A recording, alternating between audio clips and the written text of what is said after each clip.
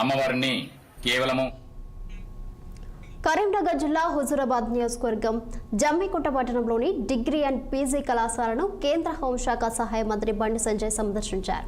ఈ సందర్భంగా ఆయన మాట్లాడుతూ జమ్మికుంట డిగ్రీ అండ్ పీజీ కళాశాలలో వాకింగ్ ట్రాక్ ఏర్పాటు కోసం కేంద్ర ప్రభుత్వం 6,50,00,000 రూపాయలను మంజూరు చేసిందని వెల్లడించారు. అలాగే కళాశాల స్థలాన్ని కాపాడుకోవాల్సిన బాధ్యత మనందరిపై ఉందని బండి సంజయ్ తెలిపారు. కళాశాల భూములపై కొంతమంది కబ్జాలు చేసినట్టు తన దృష్టికి వచ్చిందని, ఈ విషయంలో కోర్టులో కేసు కూడా ఉన్నట్టు ఆయన పేర్కొన్నారు.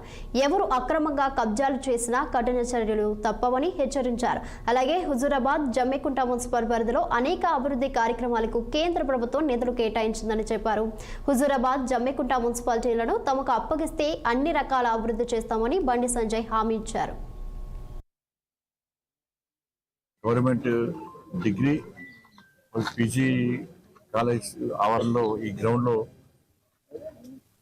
ట్రాక్ ఏర్పడేయాలని చెప్పి గతంలో చాలా మంది ప్రతిపాదనలు వచ్చినాయి.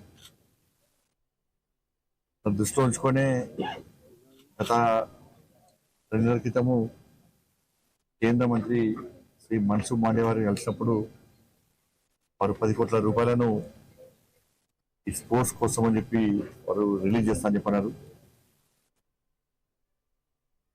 దాన్ని దృష్టిలో ఉంచుకొనే స్థానిక అధికారుల యొక్క ప్రతిపాదన మేరకు